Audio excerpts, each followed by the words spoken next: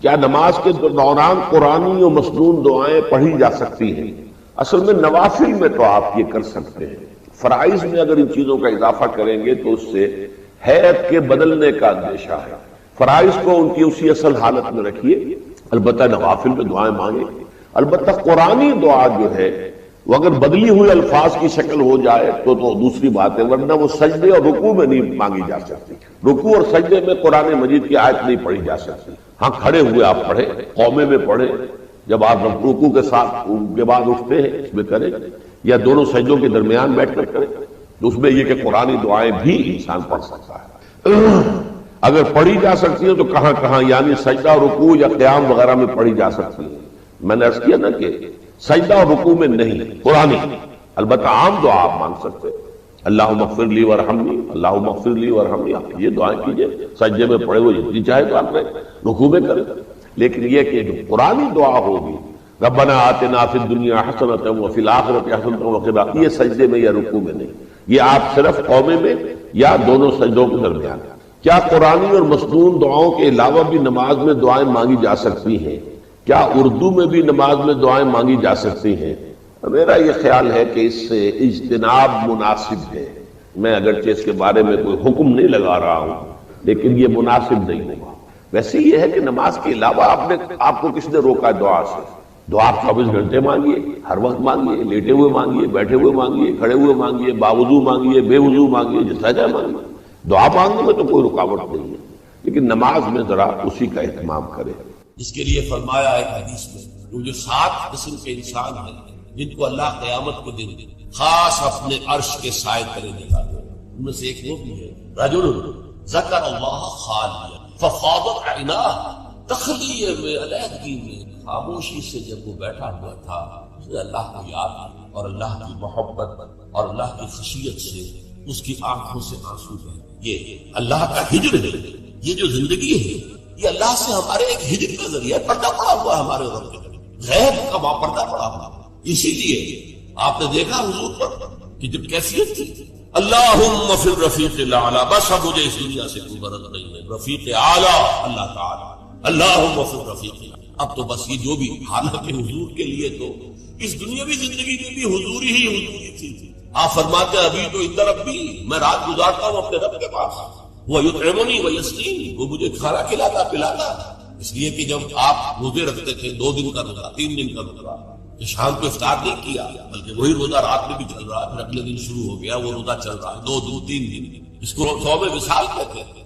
صحابہ کو آپ نے سختی سے روک دیا، مت ہرگز نہیں، جب ان کا حضور آپ کرتے ہیں، آپ ہمیں کیوں روک رہے ہیں؟ فرمایا ایوکم مثلی، تم میں سے کون ہے مجھ جیسے؟ ابھی تو ادھر ربی، میں تو اپنے رب کے پاس رات گزارتا ہوں، وہ یطعمنی ویسقینی، وہ مجھے کھانا کھلاتا ہے۔ اب وہ کیا کھانا ہے، کیا پلانا ہے، اللہ جانے اس کا، ہم تو اس کا تصور نہیں کر سکتے۔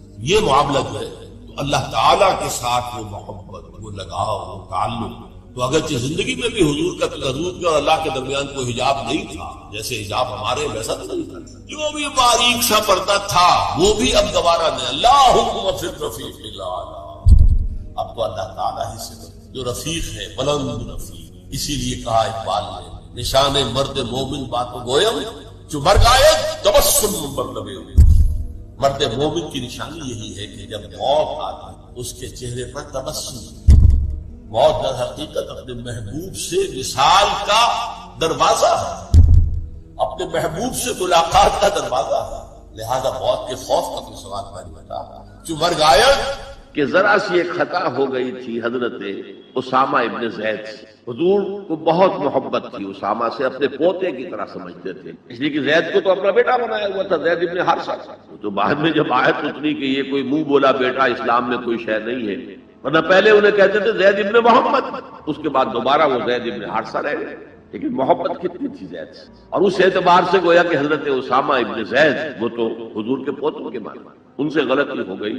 ایک جنگ میں ایک کافر کے ساتھ مقابلہ ہوا دو بدو، اس کافر نے جب سمجھا کہ میری تو بس ہو گئی، اب میں مزید مقابلہ نہیں کر سکتا، اب میری جان اس کے ہاتھ میں ہے، اسامہ کے ہاتھ میں، انہوں نے پڑھ دیا کلمہ، اشہد ان لا الہ الا اللہ واشہد ان محمد رسول اللہ۔ انہوں نے یہی سمجھا جو ہم ہوتے تو سمجھتے کہ جان بچانے کا ہیلا کر رہا ہے، لہذا گردن اڑا دی۔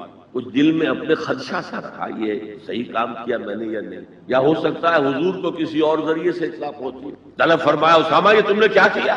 حضور اس نے جان بچانے کے لیے کلمہ پڑھا تھا، آپ نے نہیں کہا کہ تم غلط ہے۔ ہلا شققت قلبہ، تم نے اس کا دل چیر کے کیوں نہیں دیکھ لیا؟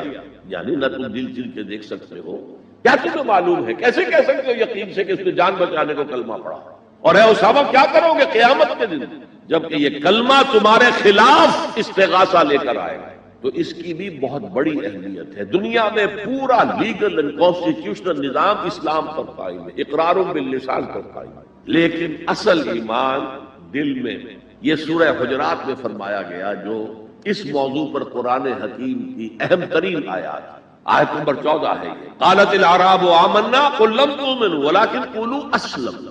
اے نبی یہ بدو جو ہے یہ کہہ رہے ہیں ہم ایمان لے آئے، دعویٰ کر رہے ہیں ایمان کا، آپ ان سے کہہ دیجئے تم ایمان ہرگز نہیں لائے ہو، یوں کہو کہ ہم مسلمان ہو گئے ہیں، ہم نے اطاعت قبول۔ ولما يدخل الايمان في قلوبكم، ابھی تک ایمان تمہارے دلوں میں داخل نہیں ہوا۔ اللہ تو کہہ سکتا ہے نا۔ یہ کون سے بدو تھے؟ اصل میں جان لیجئے، اذا جاء نصر اللہ والفتح ورأيت الناس يدخلون في دين الله افواجا، جب حضور کو آخری فتح حاصل ہو گئی تو اب تمام قبیلوں نے باہم مشورہ کیا اپنی اپنی جگہ پر، it's no use resisting now, اب ہم مزید جو ہے محمد کا راستہ روک نہیں سکتے صلی اللہ علیہ وسلم، چلو چلیں، اور چل کر اسلام لے آئے۔ اب اس وقت جو اسلام لائے لوگ، ان کی تین حالتیں ہو سکتی تھی۔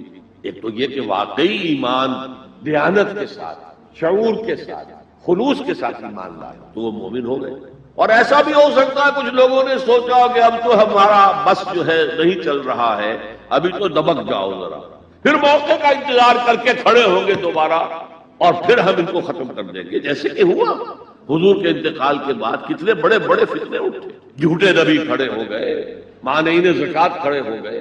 تیسرا کہ نہ تو مثبت طور پر ان کے دلوں میں ایمان تھا، نہ منفی طور پر دھوکہ دینا مقصود تھا، بس ٹھیک ہے سب جا رہے ہیں ہم بھی ایمان لے آتے ہیں، نہ ایمان نہ نفاق۔ وہ پہلے جنہوں نے دھوکہ دینے کے لیے اور ٹائم گین کرنے کے لیے اور اس لیے کہ اب ہمارا بس نہیں چل رہا ہے، پھر دیکھیں گے، پھر کھڑے ہوں گے، جو انہوں نے یہ کیا وہ منافق، جو صدق کے دل سے ایمان لائے وہ مومن، درمیان میں وہ جو رہ گئے وہ مسلم تو ہے، منافق بھی نہیں ہے، مومن بھی نہیں۔ اس بحث پر ایک عنوان قائم کیا ہے امام ابن تیمیہ نے، اثبات الاسلام بغیر الایمان، بغیر ایمان کے اسلام کا اثبات۔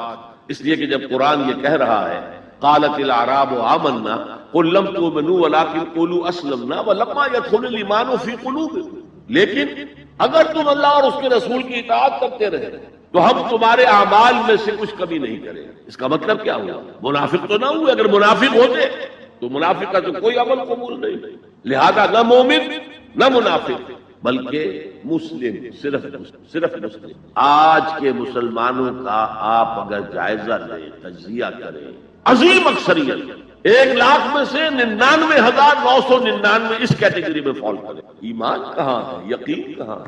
ہر شخص اپنے گریبان میں جھانکے، مرنے کے بعد جی اٹھنے کا یقین ہے؟ کیا یقین ہے کہ اصل زندگی آخرت کی زندگی ہے؟ وَإِنَّ الدَّارَ الْآخِرَةَ لَهِيَ الْحَيَوَانُ، یقین ہے؟ یقین ہے کہ یہ قرآن اللہ کا کلام ہے؟ سورہ واقعہ کی آیات، أَفَبِهَذَا الْحَدِيثِ أَنْتُمْ مُدْهِنُونَ وَتَجْعَلُونَ رِزْقَكُمْ أَنَّكُمْ تُكَذِّبُونَ، تم اپنے عمل سے قرآن کی تکذیب کر رہے ہیں، کہتے تو ہو قرآن اللہ کا کلام ہے، ہمارا عقیدہ ہے، اللہ نے سود کو حرام کیا، تم سودی کاروبار کر رہے ہو۔ ما آمن بالقرآن من استحل محارمہ، کوئی ایمان نہیں ہے قرآن پر اس شخص کا جس نے اللہ کی حرام کردہ شے، قرآن کی حرام کردہ شے کو اپنے لیے جائز ٹھہرا دیا۔ تو یہ ایمان ہے اصل میں وہ شے جو دل میں داخل، چنانچہ یہاں تو نفی کی گئی نا اس کی، تم اپنے آپ کو مسلمان کہہ سکتے ہو، مومن نہیں۔ لیکن صحابہ کرام جو سچے اور پکے مومن تھے ان کے بارے میں کیا فرمایا؟ وَلَكِنَّ اللَّهَ حَبَّبَ إِلَيْكُمُ الْإِيمَانَ وَزَيَّنَهُ فِي قُلُوبِكُمْ، اللہ نے تمہارے نزدیک ایمان کو محبوب کر دیا ہے اور اسے تمہارے دلوں کے اندر کھبا دیا ہے، مزین کر دیا ہے، منور کر دیا ہے تمہارے دلوں کو۔ دل کا ایمان یہ ہے اصل، اور اصل ایمان کی تعریف کیا ہے پھر؟ دیکھیے کس قدر نیچرل سیکوینس ہے، منطقی بات ہے۔ یہ بدو کہہ رہے ہیں ہم ایمان لے آئے، اے نبی کہہ دیجیے تم ایمان ہرگز نہیں لائے ہو، ما عمل تم نہیں آیا، لم تؤمن یہ تاکید کے لیے ہوتا ہے، بہت تاکید، ہرگز ایمان نہیں لائے، ولکن قولوا اسلمنا بلکہ کہو کہ ہم اسلام لے آئے ہیں، ہم نے اطاعت قبول کر دی، ولما يدخل الايمان في قلوبكم ابھی تک ایمان تمہارے دلوں میں داخل نہیں آیا، وَإِن تُطِيعُوا اللَّهَ وَرَسُولَهُ لَا يَلِتْكُم مِّنْ أَعْمَالِكُمْ شَيْئًا إِنَّ اللَّهَ غَفُورٌ رَحِيمٌ، اس حالت میں بھی اگر تم اللہ اور اس کے رسول کی اطاعت کرتے رہو گے تو یہ اللہ تعالیٰ چونکہ غفور اور رحیم ہے یہ رعایت کرے گا کہ تمہارے اعمال کو تسلیم کر لے گا اور اس کے اجر سے تمہیں محروم نہیں کر۔ لیکن اصل سیکوینس جو میں بتا رہا تھا، اب اس آیت کے نتیجے میں سوال پیدا ہو گیا نا، ڈیفائن ایمان، tell us what is ایمان، we want to be accepted as مومنز، تو بتایا جائے ایمان کیا ہے، اس کے تقاضے کیا ہے۔ کانٹیکسٹ کے اعتبار سے یہ قرآن مجید کی اہم ترین آیت ہے، ایمان کو ڈیفائن کر دیں۔ انما المؤمنون الذین آمنوا باللہ ورسولہ ثم لم یرتابوا وجاہدوا باموالہم وانفسہم فی سبیل اللہ، مومن تو صرف وہ ہیں جو ایمان لائے اللہ پر، اس کے رسول پر، پھر شک میں ہرگز نہیں پڑے، یقین کی کیفیت ہو گئی۔ ابھی آپ نے سورہ تکاثر سنی تھی، عین الیقین، علم الیقین، ایک تیسرا درجہ اور ہے حق الیقین۔ یقین کے بھی 3 درجے ہیں، معمولی بات نہیں ہے۔ ایک ہے حدیث میں جسے کہا گیا احسان، حضرت جبرائیل نے حضور سے پوچھا اخبرنی عن الاحسان، آپ نے فرمایا ان تعبد اللہ، ایک روایت میں ان تعمل للہ ہے، تیسری روایت میں ان تخشى اللہ کانک تراہ فإن لم تکن تراہ فإنہ یراک۔ احسان یہ ہے کہ تم اللہ کی عبادت کرو یا اللہ کے لیے عمل کرو، بھاگ دوڑ کرو، یا اللہ کا خوف تمہارے دلوں میں ہو اس طرح گویا کہ تم اللہ کو اپنی آنکھوں سے دیکھ رہے، یہ احسان، یقین کا وہ درجہ۔ تو انما المؤمنون الذین آمنوا باللہ ورسولہ ثم لم یرتابوا، پھر انہوں نے شک ہرگز نہیں کیا، وجاہدوا باموالہم وانفسہم فی سبیل اللہ، اور پھر جہاد کیا انہوں نے اپنے مالوں کے ساتھ، اپنی جانوں کے ساتھ اللہ کی راہ۔ یہ ذرا تفصیل طلب مسئلہ ہے، جہاد سے مراد کیا ہے، کسی اور موقع پر انشاءاللہ اس پر روشنی ڈالوں گا، لیکن اس وقت موضوع کے اعتبار سے کیا بات تھی کہ ایمان کے 2 درجے ہیں، ایک ایمان قانونی ہے جو اقرار باللسان پر مبنی، ایک ایمان حقیقی ہے جو قلبی یقین سے عبارت ہے۔ اب ایک نیا مسئلہ سامنے آتا ہے، آیا اعمال ایمان کا حصہ ہے یا ایمان پر مستزاد کوئی حقیقت ہے اعمال صالحات؟ کیونکہ اگلی شرط کیا ہے، وعملوا الصالحات الا الذین آمنوا وعملوا الصالحات۔ اب اس میں آپ کو شاید حیرت بھی ہوگی، ہمارے 2 سب سے بڑے امام اس میں بالکل متضاد آراء رکھتے ہیں۔ امام ابو حنیفہ کہتے ہیں عمل ایمان کا حصہ نہیں ہے، وہ ایک علیحدہ ایڈیشنل چیز، اور وہ نہ گھٹتا ہے نہ بڑھتا ہے، ایک سٹیٹ میں رہتا ہے۔ یہ ہے رئیس الفقہاء اور سید المحدثین امام بخاری کہتے ہیں الایمان قول وعمل ویزید وینقص، ہے نا متضاد بات۔ ایمان تو قول اور عمل کے مجموعے کا نام ہے، عمل صالح ایمان کے اندر انہیرنٹلی موجود ہے، اور یہ گھٹتا بھی ہے بڑھتا بھی ہے۔ اصل میں ان دونوں میں تطبیق کیا ہے یہ سمجھ لیں، کوئی بھی غلط نہیں کہہ رہا۔ امام ابو حنیفہ فقیہ ہے، ان کا ذہن قانونی ہے، قانونی ایمان عمل سے علیحدہ ایک شے ہے۔ گناہ کبیرہ کا مرتکب بھی کافر نہیں ہوتا، عمل علیحدہ شے۔ چوری کیا ہاتھ کاٹ دو لیکن وہ کافر نہیں ہو گیا۔ شادی شدہ نے زنا کیا ہے، اس کو سٹوننگ کر کے اس کو مار دو لیکن اس کی نماز جنازہ پڑھنی ہوگی، ہے مسلمان، کافر نہیں۔ اس اعتبار سے وہ قانونی ایمان علیحدہ ہے، عمل علیحدہ، اور یہ قانونی ایمان نہ گھٹتا ہے نہ بڑھتا ہے۔ یہ تو ایک سٹیٹس ہے جو آپ کو کانسٹیٹیوشنلی لیگلی حاصل ہو گیا ہے، اس میں کوئی کمی بیشی نہیں ہوگی۔ سادہ ترین مثال یہ ہے، ایک باپ کے 2 بیٹے تھے یا ہے، ایک بڑا متقی ہے، تہجد گزار ہے، نیک ہے، عابد ہے، زاہد ہے، ایک فاسق و فاجر ہے، لیکن ہے مسلمان۔ کیا وراثت میں اس متقی کو زیادہ حصہ ملے گا اور فاسق و فاجر کو کم ملے گا؟ نہیں، لیگلی دے آر ایکول۔ المسلم کفر لکل مسلم، ہر مسلمان دوسرے تمام مسلمانوں کے برابر ہے، لیگل سٹیٹس یہ برابر ہے، جامد ہے، یہ نہ گھٹتا ہے نہ بڑھتا ہے۔ حالانکہ ایمان کا گھٹنا بڑھنا وہ حقیقی ایمان کی بات کر رہے ہیں، امام ابو حنیفہ قانونی ایمان کی بات کر رہے ہیں، امام بخاری حقیقی ایمان کی بات کر رہے ہیں. یہ تو ہر ایک کا تجربہ ہے. یہ ایمان جو ہے گھٹتا بھی ہے بڑھتا بھی ہے. قرآن پڑھیے, ایمان آپ کو خود محسوس ہوگا کہ اس کی حرارت بڑھی ہے. اچھی صحبت میں بیٹھیے, ایمان بڑھے گا. آوارہ قسم کے لوگوں میں بیٹھ کر گپے لڑائیے, ایمان گھٹے گا. خود محسوس ہو جائے گا کہ کوئی برف کی طرح کچھ ہے اندر پگھل گئی. قرآن میں آتا زادتہم ایمانا, ان کے ایمان کے اندر اضافہ ہو گیا. تو کیسے کہا جا سکتا ہے ایمان گھٹتا بڑھتا نہیں؟ ایمان حقیقی گھٹتا بھی ہے بڑھتا بھی ہے, لیکن قانونی ایمان یہ ایک جامد سٹیٹس ہے, ایک لیگل کانسٹیٹیوشنل سٹیٹس ہے. یہ نہ گھٹتا ہے نہ بڑھتا, اور عمل اس کے اندر داخل نہیں ہے. عمل اس پر مستضاد ہے, علیحدہ ہے. تو پہلی شرط کے بارے میں اس قدر باتیں میں نے بتائیں, زیادہ تفصیل میں جانے کا موقع دیں. اب دوسری شرط کیا ہے؟ وَعَمِلُ الصَّالِحَاتِ. دیکھیے عربی زبان میں عمل اور فعل یہ دونوں الفاظ مترادف ہیں. تفعلون یفعلون, تعملون یعملون, لیکن ان دونوں میں فرق ہے. فعل کوئی بھی فعل ہے جو آپ سے سرزد ہو گیا, چاہے ارادی طور پر چاہے غیر ارادی طور پر. عمل وہ ہے جو ارادے کے تحت کیا جائے, جس میں جد و جہد ہو, جس میں محنت ہو, جس میں مشقت پڑتی. تو فعل اور عمل کے درمیان زمین و آسمان کا فرق. عمل محنت چاہتا ہے, جد و جہد چاہتا ہے, سعی چاہتا ہے. اور صالح سے مراد کیا ہے؟ باصلاحیت, جس میں گرو کرنے کی صلاحیت ہو. صالح اس عمل صالح جس سے کہ انسانی شخصیت نشو و نما پائے, اس کی انٹرنل پرسنالٹی. اقبال کے اصطلاح میں اس کی خودی, اس کی انا, اس کی ایگو, اس کی روحانی شخصیت ترقی پائے, نشو و نما پائے, بلندی پر جائے, اس مقام کو حاصل کرنے کی کوشش کرے کہ جس مقام پر اللہ نے انسان کو پیدا کیا تھا. والتین والزیتون وطور سینین وہذا البلد الامین لقد خلقنا الانسان فی احسن تقویم. بہترین سطح پر پیدا کیا, مسجود ملائک بنایا, اپنا خلیفہ قرار دیا.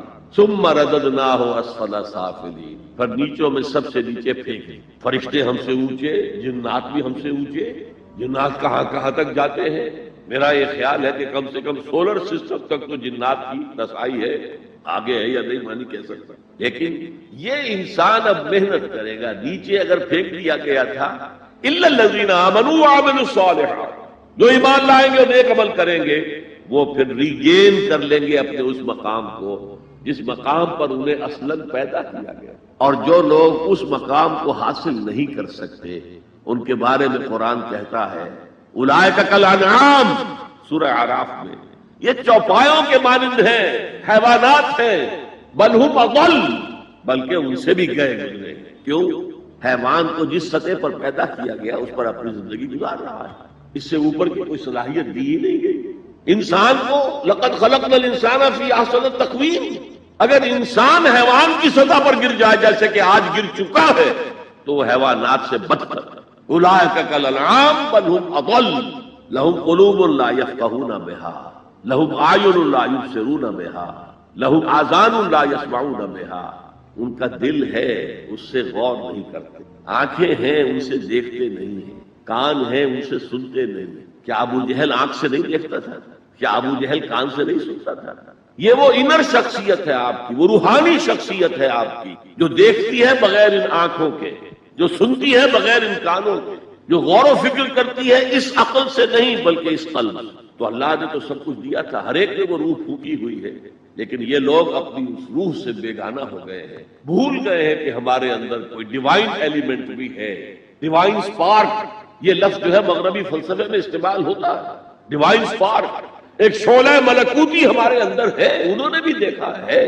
لیکن آج کا انسان خاص طور پر ڈارون کے نظریے کے پھیلاؤ کی وجہ سے, یہ نظریہ بایولوجی کے میدان کا نظریہ تھا اور بایولوجی کے میدان میں اسے تقریباً ریجیکٹ کیا جا چکا ہے, لیکن سوشل سائنسز میں اس طرح پرمیٹ کر چکا ہے, سوشولوجی میں, سائیکالوجی میں اس طرح پرمیٹ کر گیا ہے کہ آج کا انسان اپنے آپ کو سوائے حیوان کے کچھ نہیں. یہ ہیومن ٹریجڈی سب سے اونچی ہے.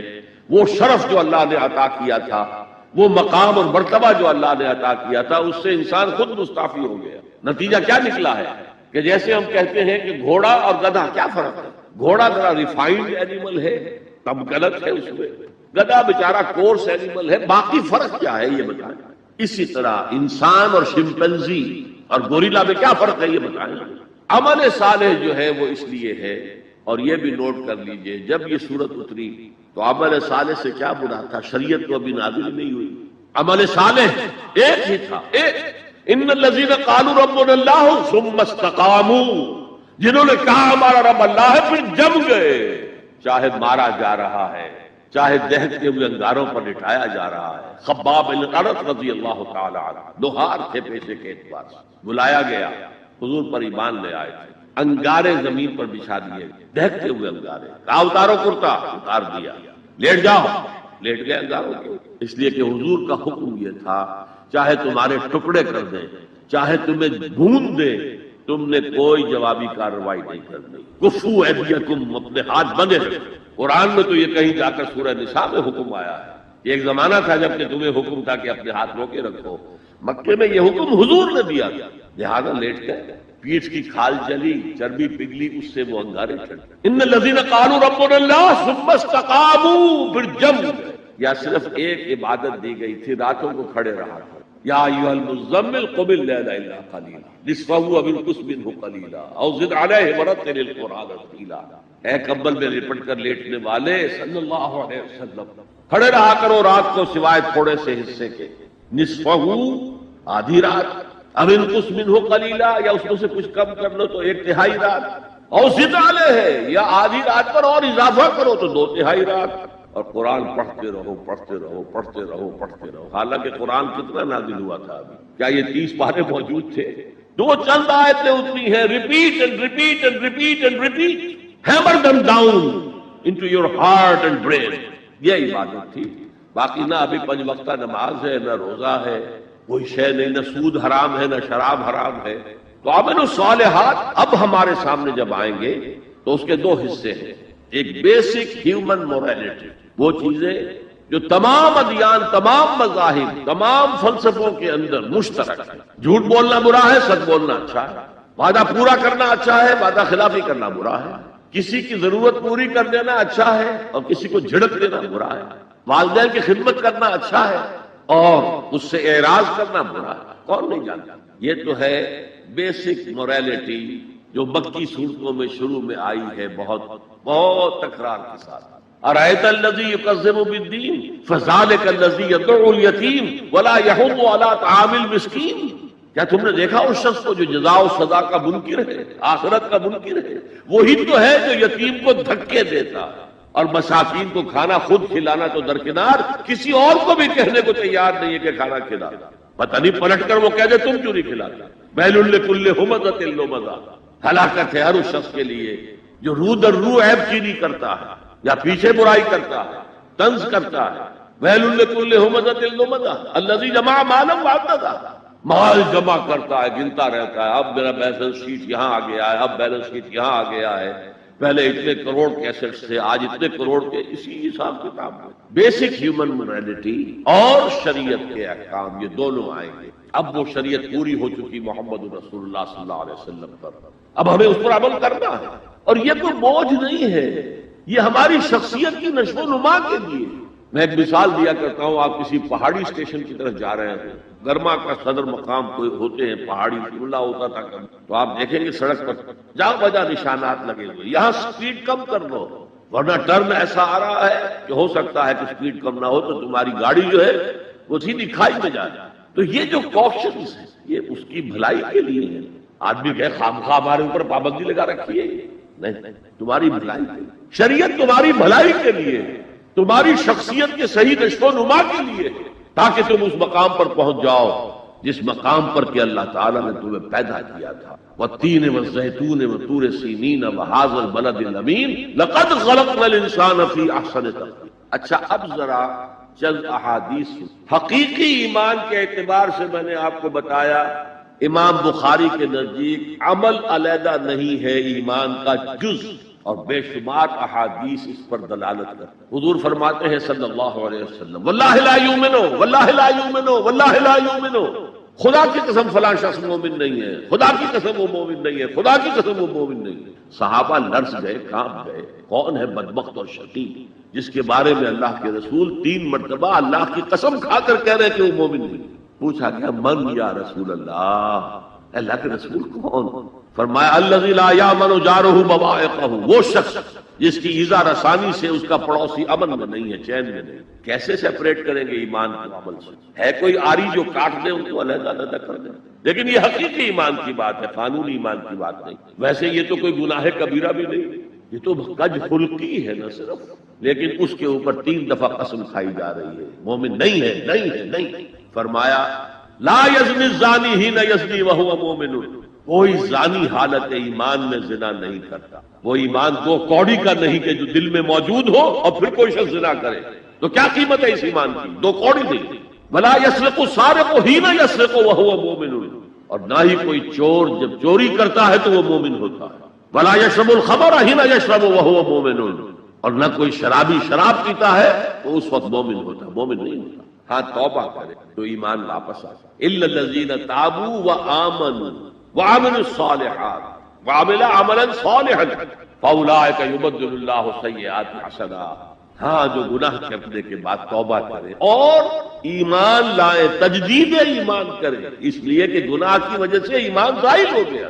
ویسے بعض احادیث سے یہ بھی معلوم ہوتا ہے کہ جب وہ گناہ کر رہا ہے اس وقت وہ ایمان دل سے نکل جاتا ہے، لیکن ایک پرندے کے مانند اس کے سر پر چکر لگاتا ہے۔ جب گناہ سے فارغ ہو جاتا ہے تو ایمان واپس۔ یہ اللہ کا بڑا فضل اور کرم ہے، جیسے کہ وہاں کہا گیا تھا کہ ایمان تو نہیں لائے ہو پھر بھی وَإِن تُطِيعُوا اللَّهَ وَرَسُولَهُ لَا يَلِدْكُم مِّنْ أَعْمَالِكُمْ شَيْئًا إِنَّ اللَّهَ